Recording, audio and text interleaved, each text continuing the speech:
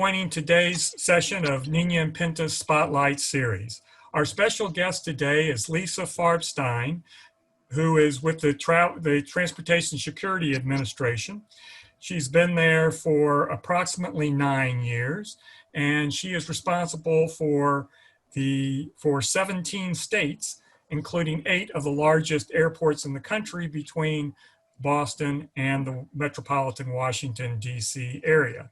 Prior to her time at TSA, Lisa was the spokesperson for the Washington Metropolitan Area Transit Authority, commonly known as the Metro.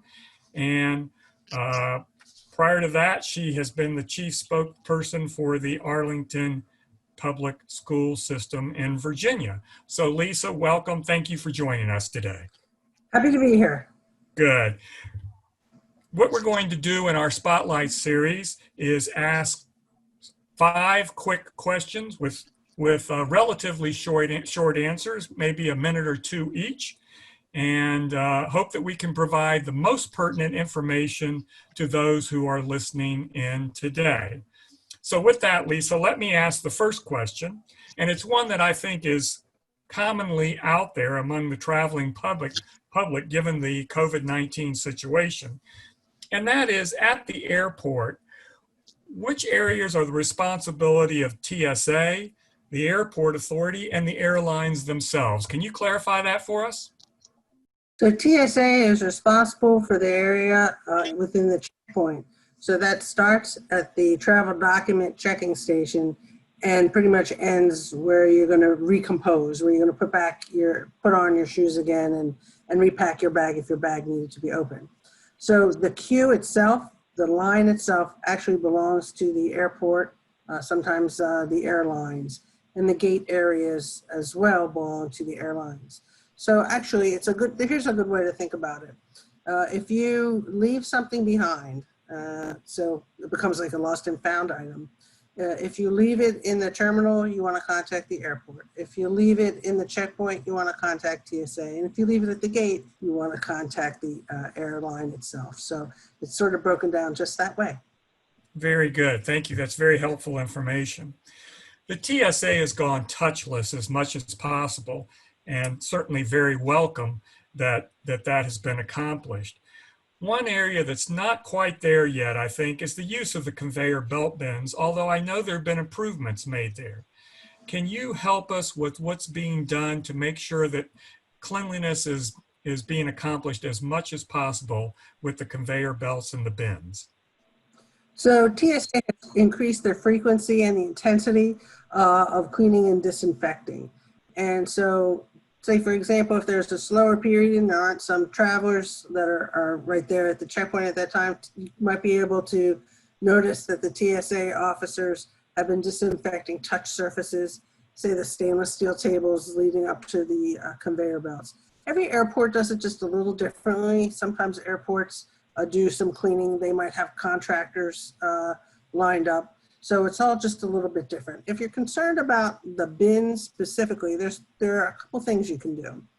First is, if you've got something in your pockets, and of course you have to remove things from your pockets before you go through the scanning equipment, there's a good idea, my suggestion is to take those items out of your pockets and put them inside your carry-on bag, as opposed to putting them in the bin, because you don't really want to put your phone right there into the bin and then hold your phone up to your face. That's understandable. So we recommend you put those types of items, whether it's your lip balm, your tissues, your keys, your cell phone, put that in your carry-on bag. Another suggestion is that you can bring one of those plastic trash bags that you might normally put into your kitchen trash can and just use that to line the bottom of the bin and put your items right on top of that. Obviously, something like that does not take up any extra weight or real true space in whether it is you're pulling it from your pocket or if you're pulling it out of your carry-on bag. So that was another suggestion that somebody shared with me that I thought was a good idea as well. Good, thank you. One of the issues that we're hearing from corporate travelers today because of the COVID situation and the reduced number of people in airports is that many of the food establishments are closed or on very reduced hours. So that's resulting in travelers bringing or attempting to bring more food items through the TSA checkpoint. Can you help us with how we should treat those items in order to make sure that we enhance the process and don't hold up the line at the checkpoint? So TSA recommends that if you're going to be traveling with food, and we do recognize very many people will be, what we recommend is when you're at home packing, what you want to do is put those food items inside a clear plastic bag. You take that clear plastic bag, put it in your carry-on bag. And when you get to the checkpoint, you just take out that clear plastic bag of your food items, put that into the bin, and let it get scanned that way. Again, you're reducing touch points between the food, something that you're going to be unwrapping and putting in your mouth, or maybe an apple that you're not even going to be unwrapping and just putting right into your mouth. You're eliminating a touch point by keeping it into that clear plastic bag. And are those requirements the same for pre-check as well as non-pre-check people through the checkpoint? Well, pre-check passengers have the benefit of having many more touchless opportunities, I guess you want to call it, because they can leave on their shoes, their lightweight jacket, their belts. They don't have to take them off and put them in a bin. They can leave their electronics and their 311 bags, their liquid gels and aerosols, in their carry-on bags and don't have to take them out. And same with their food. They can leave their food items in their carry-on bags. So yeah, it's a great plug, I got to tell you, for TSA pre-check. You just can't beat it. It's the best $80 for 5 years that I can think of. There you go. Okay. Some changes have been made because of the COVID situation. For instance, the enhanced allowance of hand sanitizer through the checkpoint. The hand sanitizer is not limited to the 3.1 fluid ounces that other items are. Should the traveler do something different with that when they approach the checkpoint? And is that different for pre-check passengers as well? The TSA has made a decision as a result of the pandemic to allow up to one 12-ounce container of hand sanitizer people can bring through the checkpoint. And of course, the standard otherwise is 3.4 ounces, which is the same as the 100 milliliters, which is the international standard. So TSA is relaxing that for now. And what we recommend you do is we recommend you remove that container, whether it's an 8 ounces or 12 ounce container, just the oversized hand sanitizer. We recommend you take it out of your carry-on bag and you put it in the bin so it will get screened that way. But then on the other side, the TSA officers are going to have to take that container and put it in we call it a bottle liquid scanner. And that usually takes about another minute. So it might take a little longer, but if you really want to travel with that, you're allowed to. And it just takes a little extra time to scan it. Now, if everybody brings one, we know it could back up a line, but I think with the number of passengers, the passenger volume we see now, it's not going to be an issue. Very good, thank you.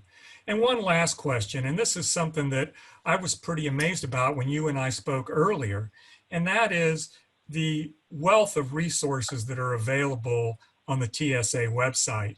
And I don't, as a relatively frequent pre-COVID business traveler, I really never consulted the TSA website. Since you and I talked earlier, I have been on that site and there is a lot of information that can be extremely helpful. Would you, for our audience, would you talk a little bit about the website and the types of things that can be found there?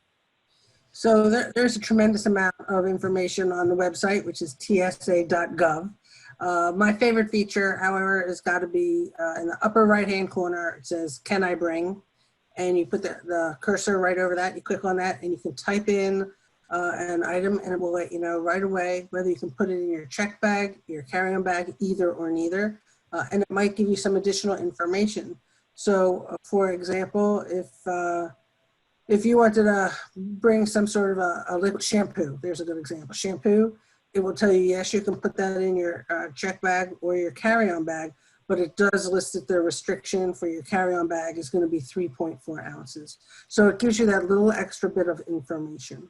Also, TSA has a free downloadable app. It's called My TSA, and it has that same great feature, "Can I bring mine?"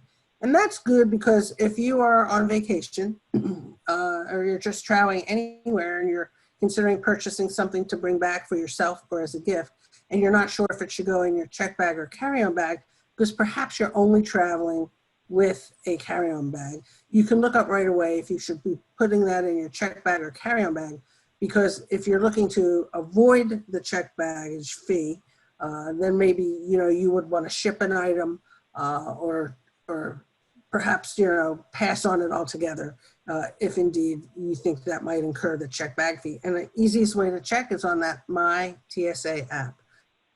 So the other thing is that we've got lots of helpful information on who to contact if you have questions. For example, we have a group called TSA Cares. We have a program called TSA Cares, and you can call that number, which is on the website, tsa.gov. It's a toll-free number, and it will help you if you are traveling with a medical condition or a disability. So for example, it could be something temporary. Oh my goodness, you have a broken leg and now you've got a cast and crutches and you've never really thought about that before, and what should you expect? So you can call that number and you can talk with somebody and they'll let you know what to expect. Or perhaps you've got diabetes and you've got some extra equipment with you, or you have sleep apnea, that's pretty common, and you have a CPAP machine you want to travel with. They'll let you know what to expect when you get to the checkpoint. Also, if you need some additional personal assistance, we have a program that has TSA officers who are specially trained in working with individuals who have perhaps a disability or a medical condition. And you can ask for those individuals to perhaps meet you, if that's a possibility, to assist getting through the checkpoint. We also have a great feature. We're very active online and in social media. And we have a Twitter account called @AskTSA. And so you can tweet or send a Facebook Messenger to that group and they'll respond to your question, whether you can bring something through a checkpoint, which tends to be the most common question, or if you have a question about a procedure, you can ask them that as well.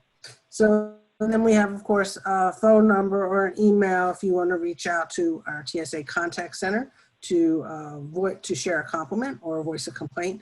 And that is addressed. I can assure you that all of those items are taken very seriously that are submitted. So those are some things, and you should be able to use our TSA.gov website as a resource to help you before, during, and even after a trip if you have some questions. And a good example is something I touched on earlier. If you've perhaps left something at a checkpoint, and then you can look up Lost and Found, and you'll get the contact information for that airport. Very good. Thank you, Lisa. This has been great to have you participate with us in this session of the N&P Spotlight Series. We're very appreciative of that. We wish you well, and we hope to see you again soon. All right. Thanks, Mark. Take care. Safe travels.